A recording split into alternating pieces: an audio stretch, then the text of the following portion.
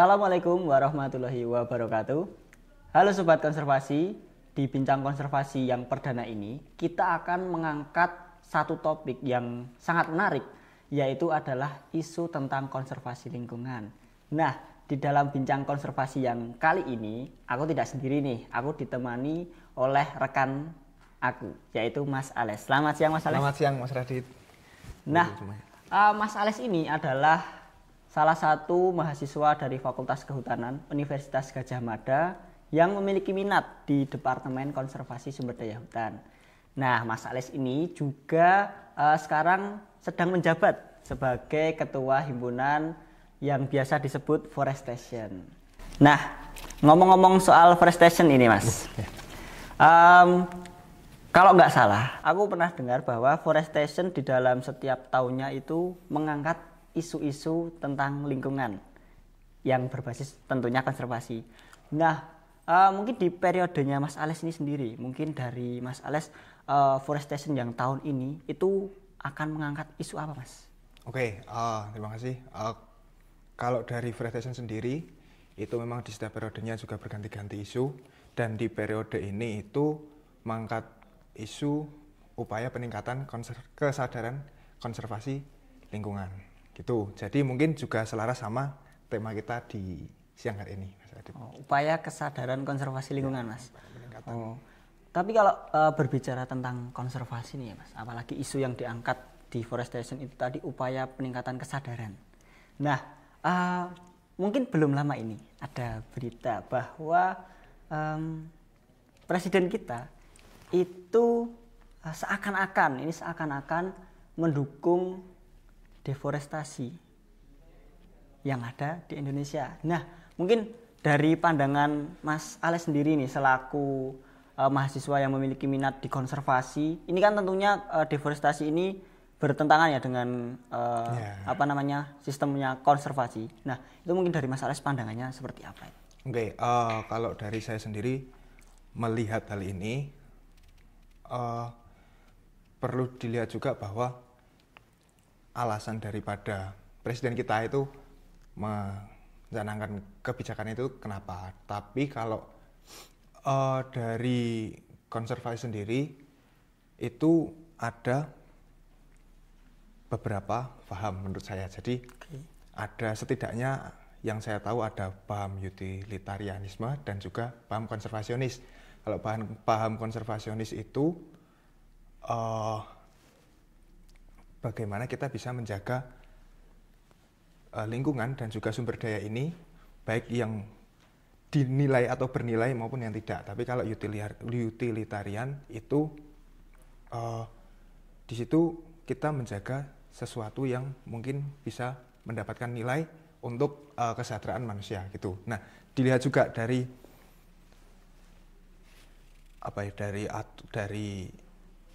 keputusan dari presiden ini, itu apa yang jadi pertimbangan, apakah ada sesuatu yang mungkin kesejahteraan manusia di situ atau bagaimana. Tapi tentunya kalau dari konservasi sendiri, dari saya sendiri, itu yang digeser itu apa dulu, apakah hutan alam ataukah memang sebelumnya memang lahan kosong atau apa gitu. Kalau memang hutan alam ya tentu itu juga jadi rumah buat satwa, juga buat paru-paru dunia juga. Jadi perannya memang tidak ekonomis tapi lebih ekologis gitu kalau menurut saya. Dan saya kayak gitu. Oke, ini ngomong-ngomong tentang tadi kan Mas Ales sudah mencuplik atau berbicara tentang ekologis dan ekonomis. Nah, mungkin kalau dari segi ekologis kita udah seperti hutan atau ekosistem itu tidak bisa diganggu-gugat. Tetapi kan masyarakat juga ini Mas membutuhkan ibaratnya sumber ekonomi. Nah, salah satunya kan yang ada di Indonesia itu adalah sumber daya alamnya, yang terutama itu ada di hutan. Ya, nah, itu kan biasanya nih masyarakat seperti masyarakat desa hutan itu kan biasanya mencari ekonominya, sumber ekonominya itu dari sektor hutan yang ada di daerahnya. Tapi itu kan terkadang bertentangan juga kan. Nah, mungkin kalau dari Mas Ales sendiri itu tanggapan dari perilaku atau hal-hal yang dilakukan oleh masyarakat itu kayak gimana selain deforestasi itu tadi. Oke, agak berat pertanyaannya. Iya. Langsung berbahaya ini. Santai aja di sini nanti kita ada sensor juga. Ya, rada berbahaya. Gini, kalau menurut saya dari pemerintah itu sebaiknya atau seyogianya itu memang ada survei lapangan dulu. Apakah di situ ada hewan apa yang dilindungi, harus ada. Apakah ada masyarakat di situ yang benar-benar membutuhkan hutan sebagai tonggak hidup mereka juga. Yeah. Jadi nggak asal untuk ini diganti lahan ini nanti alih fungsi lahan terus nanti alih aturan gitu, semata-mata seperti itu harapan saya tentunya. Jadi menilik tentang masyarakat desa hutan ya jelas kalau misalkan tanah mereka diganggu ya menurut saya juga tidak elok juga, walaupun mungkin sebenarnya negara punya sedikit hak untuk itu, tapi tentunya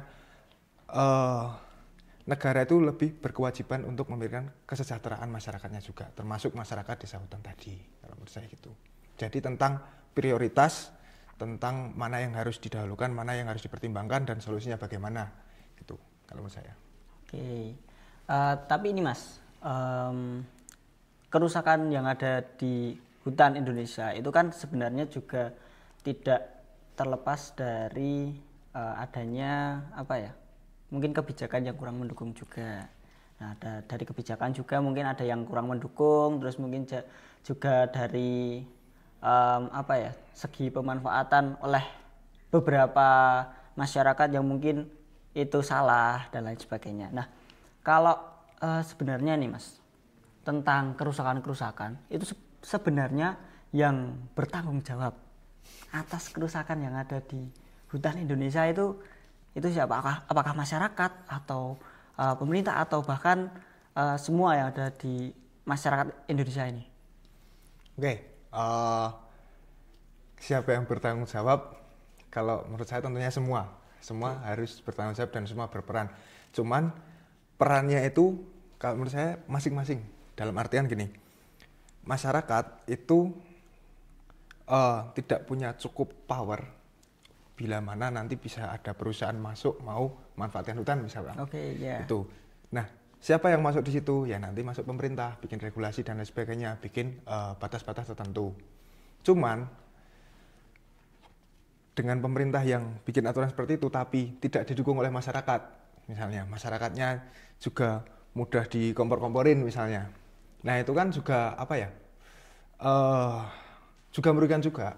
Yeah. Karena tentu ya beberapa kejadian kan ada, jadi yang dimulai dari masyarakat dulu, bahkan masyarakat diminta untuk demo dan sebagainya, untuk itu akhirnya rugi, dibohongi gitu kan. Ada suatu kepentingan. Ya ada kepentingannya kan juga banyak juga. Jadi menurut saya itu perlu kolaborasi lah antara pemerintah dan juga masyarakat, di mana pemerintah ini harus tegas dan juga harus menegakkan aturannya itu loh. Dari masyarakatnya juga harus mendukung dan harus pintar-pintar memfilter mana nih yang kira-kira memang jadi kepentingan untuk bangsa kita ini, bukan untuk kepentingan pribadi, bukan untuk kepentingan perusahaan dan lain sebagainya.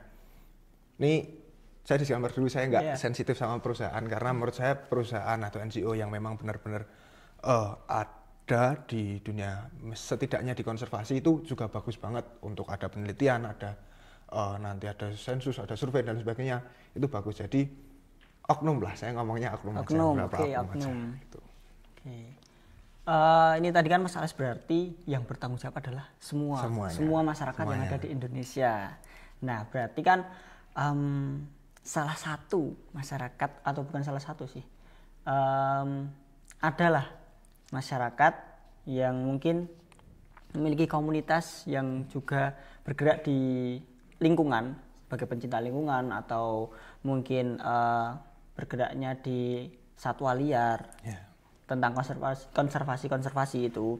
Nah salah satunya itu kan ada Forestation ini sendiri Mas. Ini kan juga tentunya bergerak di bidang konservasi. Nah kalau dari Forestation ini sendiri, Forestation ini adalah himpunan kan ya Mas, himpunan mahasiswa ya, minat konservasi. Tentunya di himpunan ini pasti ada proker-proker nih Mas, program kerja. Ya, setiap tahunnya mungkin adalah inovasi-inovasi gitu ya.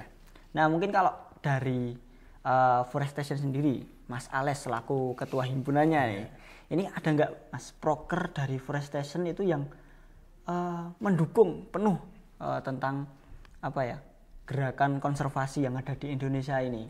Kan kita Mas Ales terkhususnya adalah Forestation nih, masa nggak ada nih prokernya? Kalau dari Forestation sendiri itu sejauh ini semua program kerja kami itu selaras dengan prinsip-prinsip daripada konservasi itu sendiri, gitu. Tapi mungkin yang akan berdampak langsung dan ke lingkungan itu beberapa, contohnya misalkan ada penanaman dari KP3 wetland, penanaman mangrove. Tuh, terus ada juga nanti program kerja kami kayak jelajah konservasi itu juga nanti di situ ada penanaman juga. Terus di penelitian bersama itu juga kami menyumbangkan apa ya, hasil penelitian kami juga. Jadi apa ya, kami selalu mengedepankan prinsip-prinsip bahwa setiap program kerja kami harus selaras juga dengan kepentingan lingkungan gitu. Oh, berarti itu salah satu atau beberapa proker ya Mas, yang beberapa aja yang apa menyangkut tentang konservasi lingkungan itu tadi. Kurang lebih kita dalam satu periode itu ada sekitar 80 program 80 program kerja itu dalam satu periode. Itu termasuk juga pematerian dan juga pengamatan dari teman-teman kelompok studi atau KP3. Kami ngomongnya KP3, jadi ada kelompok KP3. Pengamat, peneliti dan juga pemerhati. Di kami itu ada kelompok studi itu di Forestation.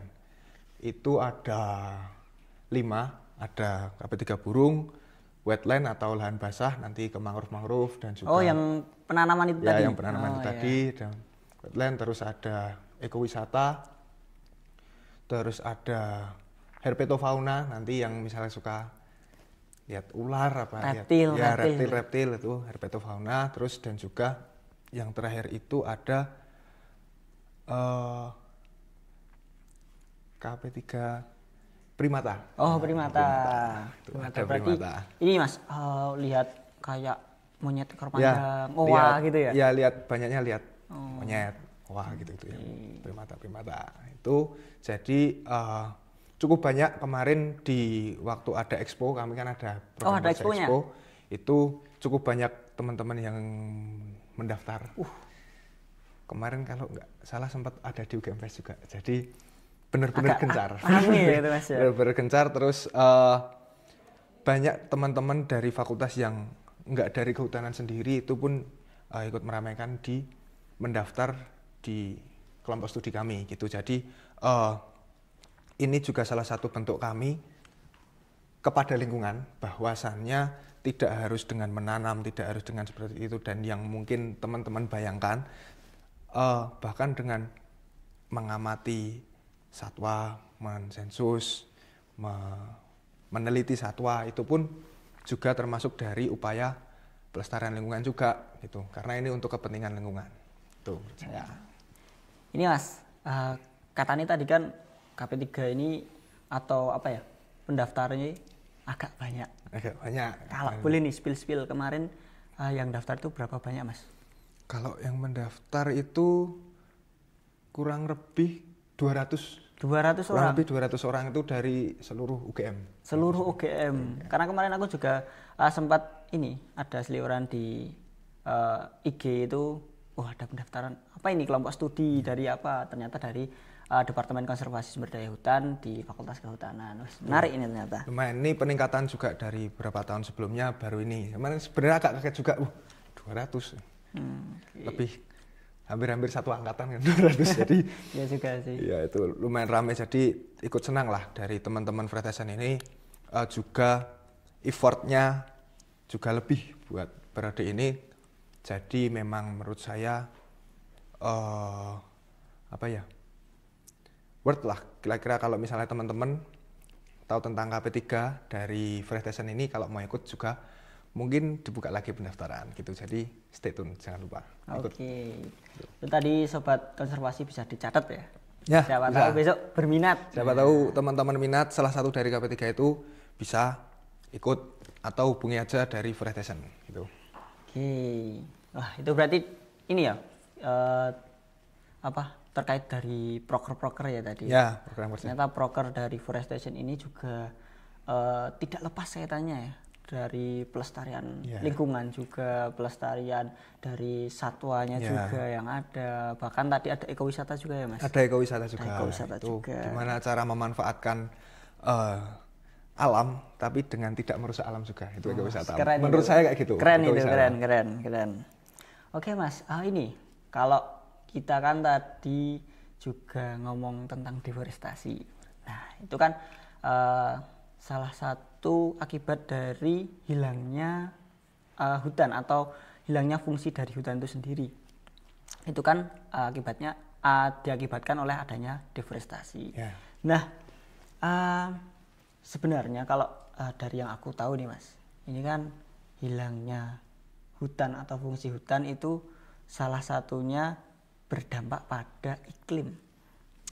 Nah ini kan tak rasa-rasa Indonesia ini kayaknya perubahan iklimnya sangat drastis gitu ya.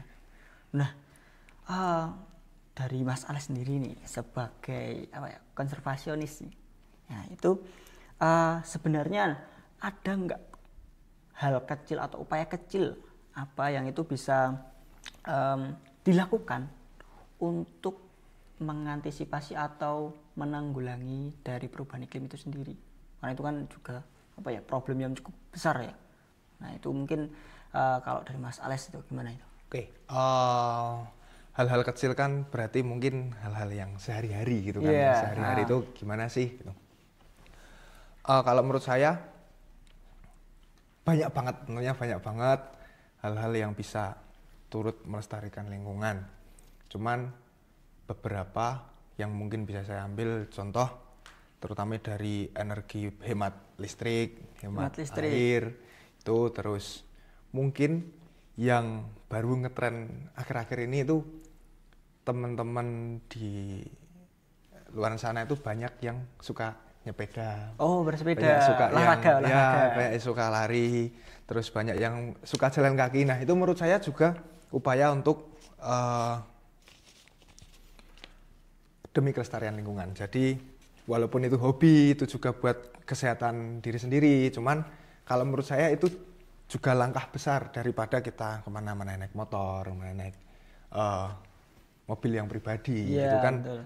Lebih baik dipupuk lah untuk teman-teman suka jalan kaki, suka lari. Jadi menurut saya orang yang suka lari sama suka nyepeda di masa yang semodern itu keren. Itu keren. Gitu. Apalagi ini ya Mas, kalau bersepeda, jalan kaki itu kan impact-nya nggak juga ke lingkungan tapi ke diri sendiri juga. Jadi sehat. Gitulah, bagus lah buat semuanya menurut saya. Ya. Ini Mas, kan tadi sempat juga proker-proker dari Forestation itu menyangkut tentang masyarakat juga. Nah, itu sebenarnya untuk menggait atau merangkul masyarakat itu kalau dari Mas Alex sendiri untuk terkhususnya untuk gimana cara kita atau Mas Alex nih atau teman-teman yang lain nih yang dari konservasi itu merangkul atau mengajak masyarakat supaya mereka itu sadar atau sekedar tahulah ternyata lingkungan itu perlu nih dikonservasi atau lingkungan ini punya dampak besar terhadap diri sendiri dan juga diri orang lain.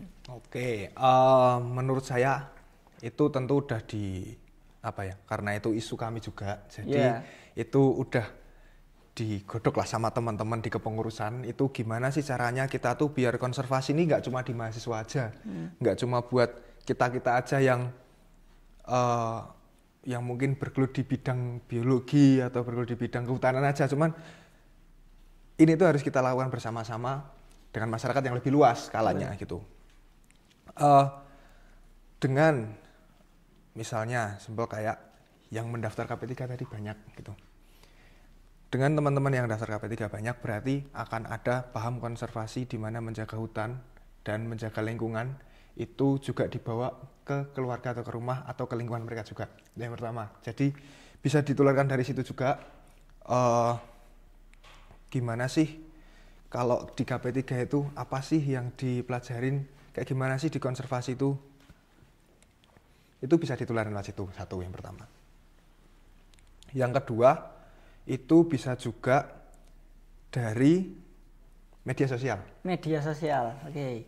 Itu adalah hal yang ingin kami perbarui juga, di mana kita juga harus gencar di media sosial. Karena cepat banget Mas, di media sosial tuh lebih cepat daripada cara-cara lama menurut saya di era kayak gini. Jadi kalau di periode ini tuh mulai bikin media sosial itu TikTok. Ya, karena itu cepat banget. Dan gencar. Apalagi FYP gitu itu share dan lain sebagainya itu cepat banget. Jadi mungkin teman-teman di luar sana bisa follow TikTok @ForestStation @ForestStationFKTUGM dan juga Instagram @ForestStationFKTUGM. Di situ bakal ada info-info yang rajin kami upload, entah itu dari isu, entah itu dari apa yang berkembang, entah apa yang ForestStation lakukan di minggu-minggu ini. Nah itu ada di IG, ada di TikTok juga. Jadi teman-teman kalau misalkan ingin turut melestarikan lingkungan, bisa dimulai dari paham tentang isu-isu yang sedang berkembang saat ini melalui platform media sosial kami juga, gitu. Itu berarti ini ya Mas, media sosial itu berpengaruh ya? Ya. Sangat berpengaruh itu terhadap apa ya? Gimana caranya masyarakat itu biar tahu dan juga sadar. Keren ini. Ini dampak juga dari perkembangan teknologi. Dampak perkembangan teknologi, jadi sebagai konservasionis yang hidupnya di hutan juga harus tahu teknologi juga. Bukan berarti terus kuno hidupnya purba, itu enggak juga. Jadi harus tahu tentang teknologi juga, gimana cara memanfaatkan teknologi untuk kebaikan lingkungan, gitu. Oke. Mas Adit. Siap Mas Ales. Nah ini tadi kan kita udah berbincang tentang isu yang ada, isu yang diangkat, terus juga mungkin permasalahan yang ada di sektor kehutanan, ada deforestasi, perubahan iklim dan lain sebagainya. Nah ini mumpung ada nih teman-teman sobat konservasi ini yang pasti yang nonton banyak ini. Nah ini mungkin dari Mas Ales sendiri nih ada pesan-pesan nggak buat teman-teman sobat konservasi ini supaya mereka mungkin lebih sadar atau lebih tergerak gitu hatinya? Oke. Dari saya tentang konservasi ini, hutan maupun lingkungan itu tidak lepas dari kepentingan masing-masing pihak. Ada yang memiliki kepentingan tentang nilai ekologi, ada yang memiliki kepentingan tentang nilai ekonomi, ada kepentingan lain. Cuman bahwa alam ini harus dijaga untuk kepentingan hidup manusia secara besar, secara masif, itu harus jadi hal yang utama juga. Boleh kita mau memanfaatkan dari sisi ekonomi, boleh, tapi ada tempat sendiri, ada tempat untuk pelestarian alam, ada tempat untuk pelestarian satwa, gitu. Jadi itu dimulai juga dari hal-hal kecil yang kita lakukan, misalnya buang sampah pada tempatnya, buang puntung rokok pada tempatnya, terus misalkan tadi hemat listrik, hemat air, kemana-mana jalan kaki dan sepeda, itu menurut saya adalah hal-hal kecil yang jika kita lakukan bersama-sama itu akan memberikan dampak yang positif juga. Dan juga kalau dari sisi akademis, itu teman-teman yang melakukan penelitian, teman-teman yang melakukan survei tentang ekologi tentunya itu juga memberikan dampak positif buat evaluasi dari juga pemerintah ataupun pengambil kebijakan dan perusahaan-perusahaan maupun NGO yang ada. Itu jadi emang kalau dari saya perlu kolaborasi Mas, dari masyarakat, dari perusahaan, dari pemerintah juga gitu. Jadi untuk kepentingan manusia secara banyak gitu. Saya. Jadi begitu ya teman-teman, ternyata konservasi atau isu-isu yang ada di Indonesia terkhususnya itu memang masih banyak, dan juga konservasi itu memang perlu untuk dilakukan. Salah satunya tadi dengan melakukan peningkatan kesadaran yang ada di masyarakat, terus juga mungkin dari kebijakan ya, dari juga kebijakan ya, juga sangat berpengaruh. Terus support dari perusahaan-perusahaan terhadap konservasi atau CSR mungkin itu juga sangat berpengaruh positif sekali buat lingkungan. Tapi itu harus dimulai dari diri kita sendiri, termasuknya dari masyarakat terkait hal-hal kecil yang akan kita lakukan tadi. Gitu. Baik teman-teman, ternyata ini konservasi yang ada di Indonesia perlu ditingkatkan lagi. Sangat perlu ditingkatkan lagi. Karena itu berhubungan dengan lingkungan dan juga berhubungan dengan masyarakat. Jadi konservasi lingkungan itu tidak hanya tanggung jawab oleh pemerintah, tapi juga tanggung jawab kita bersama. Terkhususnya juga mahasiswa yang mungkin menjadi salah satu tonggak utama untuk menggebrak pemerintahan dan juga menggebrak masyarakat. Menurut saya itu. Nah, itu tadi teman-teman bincang-bincang aku dengan Mas Ales. Terima kasih buat teman-teman semua yang sudah menonton nih sampai akhir. Jangan lupa untuk tetap ikuti podcast kami di Bincang Konservasi selanjutnya yang tentunya tidak akan kalah menarik topik yang akan dibawakan. Mungkin akhir kata dari aku dan Ales, kami pamit. Semoga bermanfaat. Wassalamualaikum warahmatullahi wabarakatuh. Sampai jumpa teman-teman sobat konservasi di Bincang Konservasi selanjutnya.